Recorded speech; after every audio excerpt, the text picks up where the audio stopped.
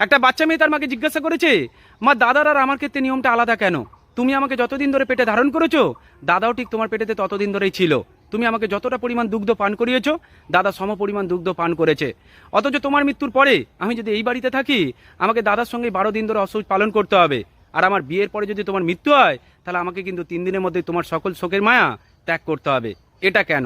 তখন মাটা বলছে, তোর দাদার বিয়ের পরে তোর দাদার শ্বশুর কিংবা শাশুড়ি মারা গেলে তোর দাদাকে অসৌচ পালন করতে হয় না। অথচ তুই মেয়ে, তুই পরের বাড়িতে থাকিস বলে তোকে কিন্তু তোর শ্বশুর কিংবা শাশুড়ির অসৌচ 12 দিন ধরে স্বামীর সঙ্গে পালন করতে হবে। এটাই নিয়ম, এটাই সত্যি। একটা মেয়ে তার জন্মদাতা বাবা মার অসৌচকে 3 দিনের মধ্যে পালন করতে পারলেও বিবাহ সূত্রে শ্বশুর কিংবা শাশুড়িকে বাবা মা বলে ডাকে বলে তাদের অসৌচ কিন্তু 12 দিন ধরে মেয়েটা পালন করে। অথচ কিছু শ্বশুর কিংবা শাশুড়ি আছে যারা বৌমাকে নিজের হাতে মৃত্যুর দিকে ঠেলে দিয়েছে।